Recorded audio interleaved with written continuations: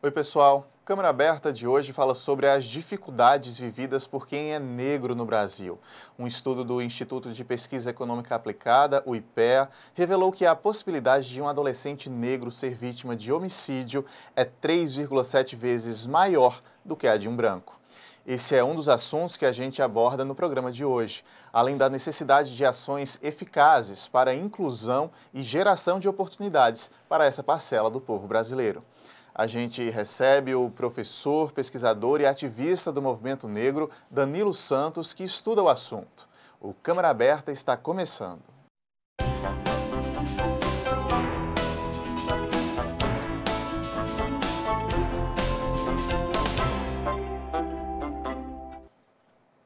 Você de casa nos acompanhando, seja muito bem-vindo ao Câmara Aberta. Professor Danilo também, muito obrigado pela presença aqui hoje, seja bem-vindo. Eu que agradeço a oportunidade, é sempre bom estar discutindo essa questão, né? Que é tão pouco discutida na sociedade. Falar em discutir na sociedade, o mês de agosto inteiro, né, aconteceram vários eventos, não só no Brasil, acho que até em outras partes do mundo, a marcha, né, contra o genocídio do povo negro, inclusive. A repercussão desses eventos foi positiva? Sim, sem dúvida. Na verdade, é uma campanha, né, que acontece, vem acontecendo, já é o segundo ano, começa em Salvador, né, com um grupo chamado Quilombo X, um grupo comunitário que está trabalhando dentro das comunidades e dentro dos presídios de Salvador e vem se espalhando pelo Brasil. O nome é uma campanha que tem o nome Reaja ou Será Morta, Reaja ou Será Morto. É justamente contra o que a gente vem chamando de genocídio do povo negro, né? Que é algo que vem acontecendo historicamente e que é pouco tratado. Você falou em alguns dados, mas se você pegar nos últimos anos, o mapa da violência aponta isso, o índice de homicídio na adolescência aponta isso também. Para você ter uma ideia, o mapa da violência de 2012 mostra que para cada 19 homicídios, 18 são negros. E Né? apenas E um é branco. Né? Então isso é muito desproporcional. E por que isso acontece? Né? Então isso deve ser... Então a campanha Reaja justamente busca politizar a morte, né?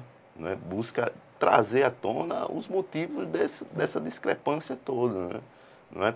Porque entre os pobres, né? Entre os pobres, mesmo entre os pobres, é o jovem, é o homem negro que morre mais, né? Então é isso que a gente quer, que a campanha quer, que é politizar a morte desse jovem, que na grande maioria é jovem, né? Agora, professor, quando se fala, né, genocídio da raça negra, genocídio do povo negro, está se considerando aí as mortes de pessoas que foram assassinadas pelo fato de serem negras ou não diretamente por isso? São as mortes que envolvem a falta de inclusão que essa pessoa tinha na sociedade por algum outro motivo, não necessariamente o fato de ter sofrido um racismo ou preconceito? O que acontece? Isso é uma grande... A tecnocracia jurídica tema em não relacionar esse fenômeno que acontece, né, como um genocídio, porque ainda tem a ideia que genocídio é crime de guerra. E se você for, digamos assim, contemporaneizar o conceito, não é mais isso. Genocídio é todo quando você tem a intenção, de alguma forma, a intenção, não basta acontecer, a intenção de eliminar um grupo social, né? Qualquer grupo social, a partir do momento que você tem a intenção, não precisa acontecer, não precisa morrer e morre muito no Brasil, né? Mas não precisa eliminar. Isso é um fato, só basta ter a intenção. Consideraria-se, então, por exemplo, um negro que morreu de fome. Vou dar aqui um exemplo. Fome porque não teve acesso à educação, não teve acesso a uma oportunidade de emprego e acabou morrendo doente porque não se alimentava, enfim, não teve acesso. Essa morte entraria nessas estatísticas Não, quando se fala em genocídio? não, homicídios. Tem que ser homicídio, essa é a dúvida. Esses dados é relacionado com homicídio, né? Do sujeito, né? Como é que esse sujeito, do que está acontecendo com esse sujeito, por que esse sujeito morre mais, né? Essa é a discussão. De fato, a população negra está em maior vulnerabilidade social. Mas por que ela está em maior vulnerabilidade social? Essa é a questão que deve ser. Não é providência divina, tem um porquê, tem um percurso histórico que leva a isso, não é? Certamente ninguém chegou e disse assim, ó, eu vou lhe matar porque você é negro e vou dar um tiro em você. Não é isso que funciona. Não é assim, você não vai encontrar assim. Mas você vai ver todo um processo que leva a população negra a ser eliminada na nossa sociedade, né? Se você for pegar isso historicamente, isso está bem construído na nossa sociedade. Por exemplo, existe a máxima do direito que você é inocente até que prove o contrário. Quando você vai tratar principalmente do homem negro, o homem negro é culpado até que se prove o contrário. Ele sempre é um bandido, um marginal em potencial. Então, é algo que leva, a polícia sabe. A polícia, na hora da batida policial, a polícia vai primeiro no homem negro, não é? No jovem negro. Isso é notório. Ah, de fato, esses registros chegam para vocês que estudam? Sim, tem fatos. A abordagem de polícia com negro? Mais da metade do jovem de periferia, que na sua grande maioria é negro, já sofreu abuso de policial, né? Batido. Isso é comprovado estatisticamente, cientificamente, não é? Isso é muito forte. Então, é preciso levar em consideração isso, de que existe a legitimação do senso comum, não é? Quando quando o Estado não penaliza quem mata o jovem, o homem lá da periferia, o negro, ele está sendo conivente. Com as mulheres negras também aparecem casos assim? Sim, mas na grande maioria são homens, né? E a campanha Reage, ela vem homenagear as mulheres, porque as mulheres é quem sofre mais, né? Porque são as mulheres que perdem seus filhos, seus maridos, seus pais. Então é ela que fica com essa carga toda, é a mulher negra, né? Então a campanha Reaja levou as mulheres para frente, para as mulheres falarem, né? Para denunciar. Mais de 80% dos homicídios no Brasil não são solucionados, né?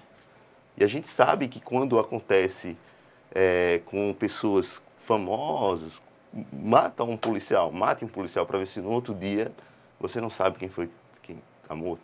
O que acontece quando o homicídio é com a população negra, com a população pobre? Estava envolvido com drogas. E quando diz que estava envolvido com drogas, então está resolvido. É -1, não é isso? É -1. Então, aí volta a legitimação do senso comum, não é?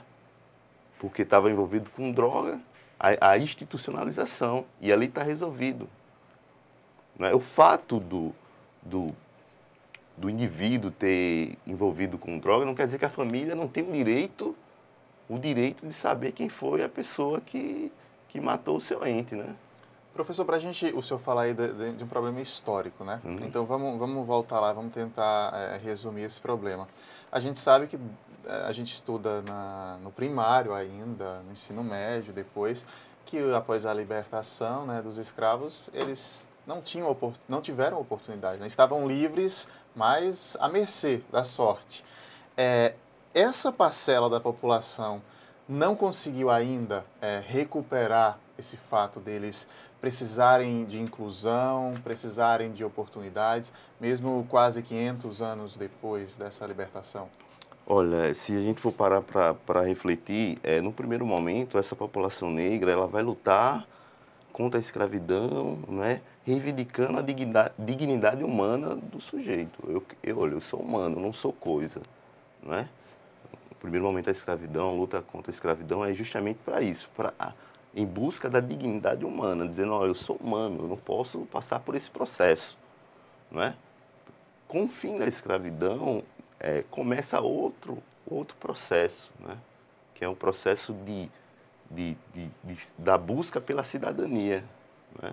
Olha, eu não sou mais escravo, eu sou um cidadão brasileiro que não abro mão da minha origem africana, da minha cultura, da minha religião, que ainda hoje, se você parar para pensar, existe grande... você só vê a contribuição da população negra na perspectiva cultural, né? E isso tem problema. Então, de fato, essa população, historicamente, vem buscando o reconhecimento, não é? Não é um reconhecimento num Estado que a todo momento nega a sua origem. Olha, no Brasil não tem como saber quem é negro, branco ou indígena. A primeira coisa que se fala, não é? Então, no primeiro momento, nega, não é? Mas, ao mesmo tempo, reserva um espaço para essa população, que é um espaço do desemprego, espaço do subemprego, não é? Da não educação, você sabe. Então, existe um espaço reservado. Não é institucional. Não tem bairros institucionado, assim, bairro de branco e de negro. Mas você sabe onde vai encontrar mais brancos e mais negros. Você não sabe? Isso é óbvio. Você vai encontrar mais branco em Mandacaru ou em Manaíra. Certamente em Mandacaru. Não é isso? Então, historicamente, isso foi construído de forma, como é que eu posso dizer, escamoteada, não é? Então, muita gente, quando chega na Paraíba, diz: na Paraíba não tem negros? Tem negros. Mas você vai para a periferia que você vê negros. Você não vai ver negros na universidade, você não vai ver negros em Manaíra, você não vai ver na orla. Você vai até ver, mas guardando o carro, não é? Trabalhando de garçom, não é? O IBGE ele considera negro pretos e pardos, quem se declara como pretos e pardos, é isso? Que seria mais da metade da população brasileira.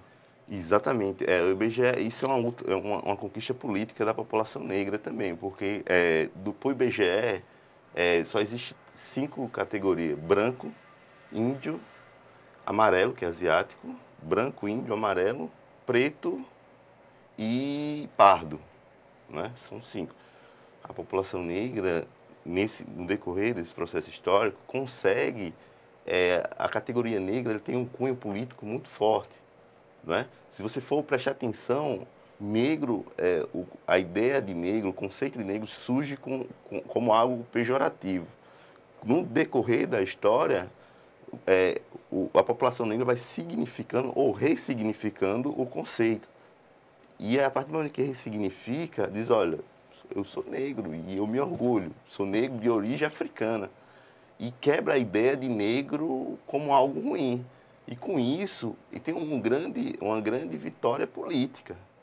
Ela, por mais que não esteja lá no IBGE como categoria, mas o IBGE reconhece a categoria negra, a junção do preto com o pardo. E se a gente levar em consideração que o IBGE é a base para todas as políticas públicas, então a população negra tem um ganho político muito forte. Muito importante, né?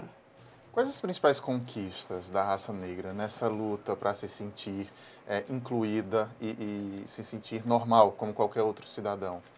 Olha, a população negra, no decorrer desse processo histórico, teve muitas vitórias, né? Você tem, só para começar, na Constituição, você vai ter a primeira Constituição. Eu vou mais além, volto atrás, na década de 50, no começo do século XX, você já tem, através das lutas da população negra, você já tem o racismo como injúria, que no decorrer do século, na Constituição de 88, você já vai ter especificamente a população negra atendido diretamente na Constituição, que é o racismo como crime e a legalização das terras quilombolas. E aí, no decorrer dos tempos, você vai ver, principalmente agora no século XX, você vai ver muitas vitórias, né? Você vai ter as cotas, né? Você vai ter a Lei 10.000, que torna obrigatório o ensino de história. né, de história e cultura africana e afro-brasileira. Nas escolas. Claro que a população negra conquistou, mas a gente tem muito para conquistar, né? A gente continua falando dessas conquistas no segundo bloco. Vamos fazer uma pausa rápida aqui. Na sequência, então, continuamos aqui essa conversa. Até já.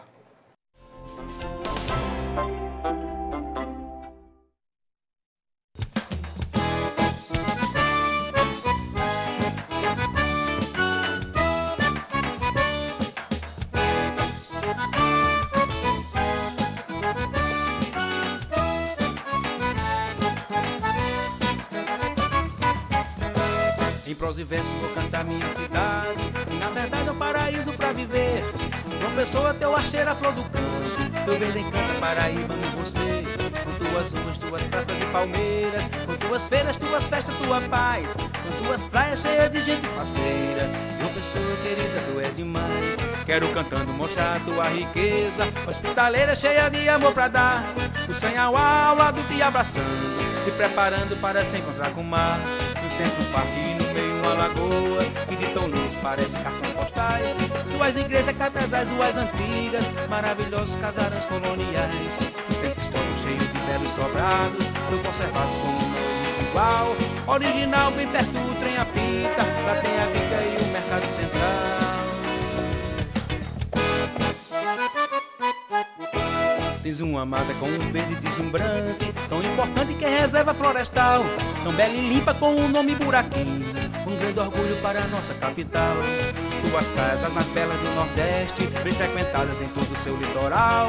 Tem Cabo Branco, Tambaú, Praia do Bessa, Ponta de Seixas, ponto extremo oriental. O teu folclore e tua música me encanta, a dança, o canto, o movimento teatral, tão rico e belo que explode em todo o canto das dependências do espaço cultural.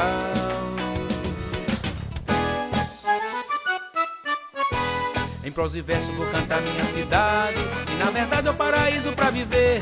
João Pessoa, teu archeiro, a flor do campo, teu verde encanta Paraíba, ama você. Com tuas ruas, tuas praças e palmeiras, com tuas feiras, tuas festas, tua paz, com tuas praias cheias de gente parceira. João Pessoa, querida, tu és demais.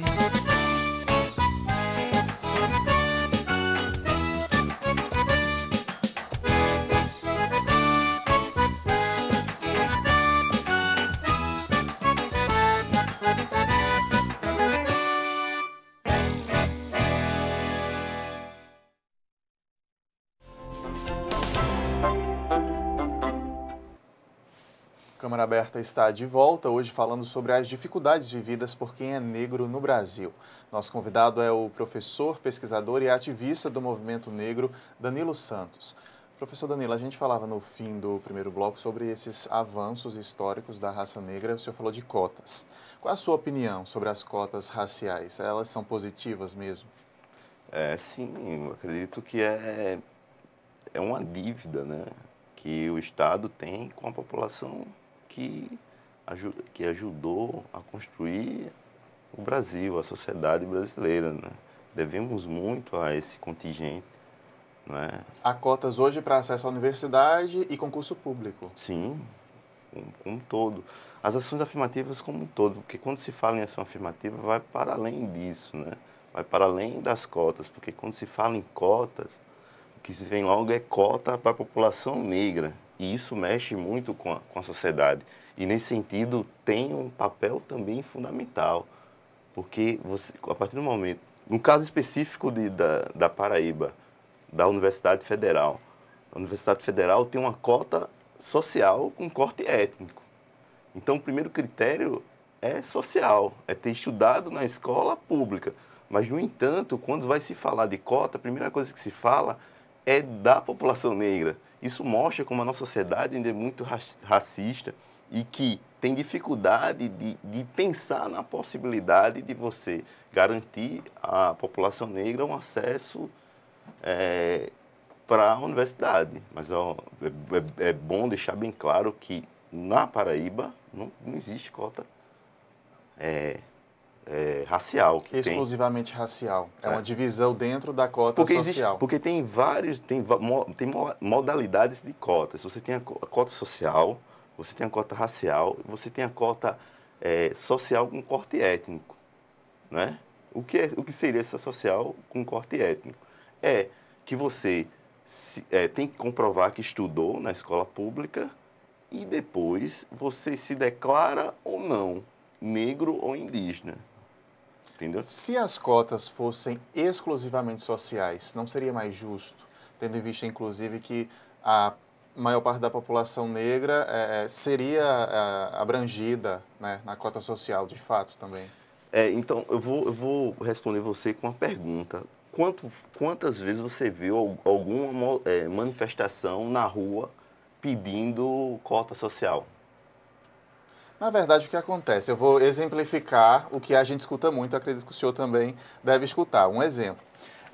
Um cidadão branco fez um concurso público e fez 700 pontos. Vamos exemplificar aqui.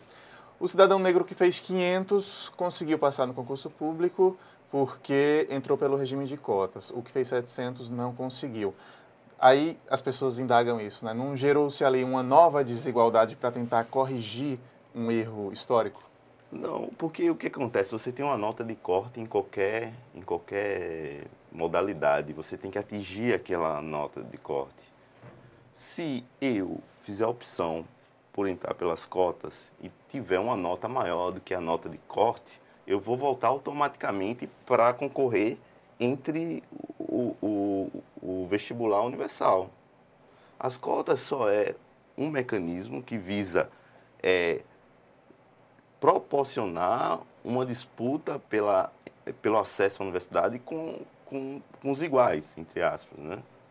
Eu acho que muito mais desigual é você colocar um João lá de Mandacaru, por exemplo, para concorrer com Pedrinho lá de Manaíra, que só faz estuda de manhã, faz reforço à tarde e faz cursinho à noite. Mas aí as cotas sociais não supririam esse caso? Sociais? Não, tem comprovado que não. Por que eu fiz a pergunta a você? Porque a cota social, ela não vem como... Porque a sociedade brasileira acha que a população pobre... Começa a pensar na população pobre de uma hora para outra. Não, não é isso que acontece. Historicamente também, no Brasil, nunca se pensou no pobre, né? Só a partir do momento que a população negra vai para a rua reivindicar o seu direito, né, direito à educação superior, que o grupo, em contrapartida, reivindica as cotas sociais. Por isso que eu perguntei a você, por que você já viu alguma manifestação de pessoas pedindo cota social na rua? Certamente não. Eu não vi. Se você vê, se você já viu, me avisa. Porque não tem. Porque não é algo que entendeu que precisa pensar no pobre no Brasil, mas é uma contrapartida para negar outra iniciativa, não é? Então, nesse sentido, as cotas também é interessante porque ela proporcionou se pensar na população pobre em geral. E são temporárias, né? Geralmente acho que 10 anos. A última que a presidente Dilma sancionou, que era a cota para concurso público, vale por 10 anos. É suficiente, o senhor acredita, para conseguir essa inclusão que as cotas propõem? Não é suficiente. Assim, agora a iniciativa é importante, eu acredito que é uma iniciativa importante.